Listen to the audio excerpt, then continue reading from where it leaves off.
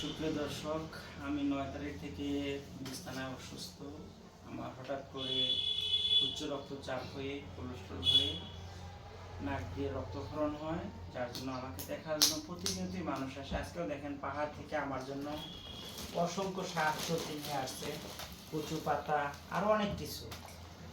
এই যে আনলেন, আপনি আমার জন্য আনলেন, আপনি একটু কাছে আসেন, একটু ওনার কথা শুনে আমি। আমার সরকারের কাছে এই এক দাবি যে উনি একজন ভালো মানুষ, সে আমাদের আদিবাসী সম্পর্কে জানেন। আজকে 12 বছর ধরে আমাদের সাথে তার ভালো সম্পর্ক। আমাদের সন্তান, আদিবাসী সন্তান, আমার ছেলে মেয়েরে সহযোগিতা করে, সাহায্য সহযোগিতা। আমরা সরকার কাছে এইটাই দাবি যে ভালো কাজ যে করে তার যেন যে বেতন বন্ধ রয়েছে, বেতনটা যেন ঠিক মতন পায়। সে যে অসুস্থ, তার যে চিকিৎসার দরকার, সে টাকা পয়সা পাইব কোন জায়গা থেকে? আমরা চা বাগানের মানুষ, তারপরেও কষ্ট হয়। আমরা নিজে হেঁটে আসলাম জঙ্গলবাড়ি থেকে 7.5 মাইল জায়গা, আসার পরেও যে দেখলাম যে এই অবস্থা। আমি সরকার কাছে এই অনুরোধ জানাই যে দয়া করে এই ভালো মানুষের বেতনটা যাতে ঠিক মতো দেওয়া হয়, তাকে যেন সব কিছু সহযোগিতা করেন। আর সরকার আর যে অসুস্থ তার চিকিৎসাও যেন দয়া করে সরকার বহন করেন। আমি এই দাবি, আমরা চা শ্রমিক পক্ষ থেকে, আদিবাসী পক্ষ থেকেই আমি এই অনুরোধ জানাই সরকারের কাছে। সরকার যেন সেই বিবেচনা করে তাকে দয়া করেন, তাকে যেন ভালো রাখেন, তারা চিকিৎসা সুবিধা করেন, তার বেতন যেন ঠিক মতন পায়। সে আজকে আমাদের সাথে 12 বছর ধরে বন্ধুত্বর হিসাবে, আপন ভাইয়ের হিসাবে সে বিনামূল্যে কোনো সময় টাকা পয়সা আমার কাছে চাই না, আমাদের কাছে চাই না। সে ভালো মানুষ, সেই জন্য আমরা আজকে জঙ্গলবাড়ি থেকে এই পর্যন্ত তাকে দেখার জন্য আসলাম। দয়া করে আপনারা সহযোগিতা করবেন, সরকার কাছে এই আমার দাবি। বিনা বলো। আঙ্কেল আমাদের সাথে 10 বছর ধরে আদিবাসী নিয়ে কাজ করছে। আমরা অনেক সময় অনেক উপবৃত্তি পেয়েছি, টাকা পেয়েছি, কিন্তু আঙ্কেল আমাদের কাছ থেকে কখনো টাকা নেই নাই, কোনো কিছু নেই নাই।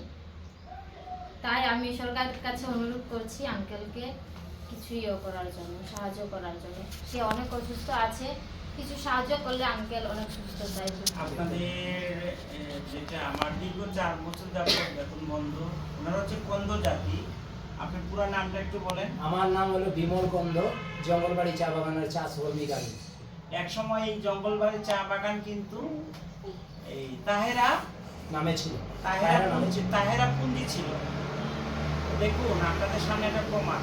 এখানে এক সময় কারা থাকতো, এটা খাসিয়া থাকতো, আদিবাসী থাকতো। যখন বাগান এই জায়গাটা লিজ নেয় সরকারের কাছ থেকে, পুঞ্জিকে উচ্ছেদ করা হয়।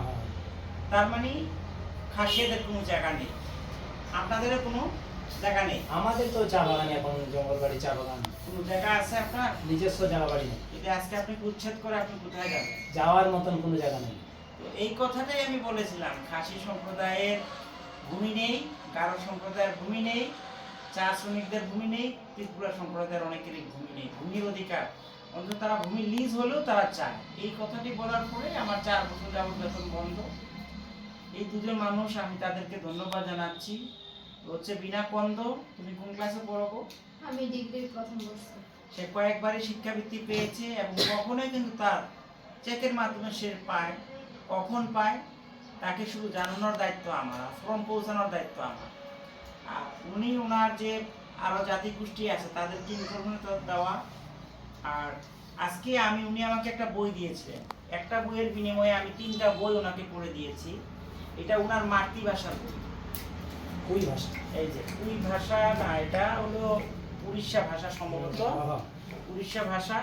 এই যে আপনার ভাষার বই পেলেন, এখন আপনার কাছে কেমন লাগছে? আমি তো আপনার কাছে অনেক কৃতজ্ঞ যে এই আমাদের জাতি ভাষার বই উড়িষ্যায়ও এখন আমরা এইটা সহজে শিখতে পারবো। কুই ভাষা, কুই ভাষাটা আমাদের, কুই ভাষাটা আমরা শিখতে পারবো এই ভাষাতেই, এই ভাষাতেই আমরা শিখতে পারবো কুই ভাষা।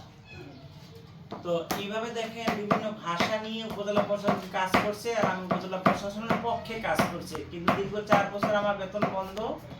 আমি মাননীয় সরকারের কাছে, মাননীয় প্রধান উপদেষ্টা মহোদয়ের নিকট প্রার্থনা করি আমার বকেয়া বেতন সহ বর্তমান চলার জন্য আমার চাকরি স্থায়ীকরণ এবং বকেয়া বেতনের দাবি জানাচ্ছি। এবং অসুস্থতার যে চিকিৎসার ব্যয়ভারের জন্য আমি সার্বিক সহযোগিতা চাচ্ছি। এবং অসংখ্য ধন্যবাদ জানাচ্ছি আমি আমার বিমল। বিমল কন্দ দাদাকে এবং আমার ভাগ্নিকে। সবাই ভালো থাকবেন, আপনারা দোয়া রাখবেন। আপনাদের ভাষায় আপনারা বিদায় বলেন, কিভাবে বলেন? জোয়ার জোয়ার কি মানে জয় জয় দিদি।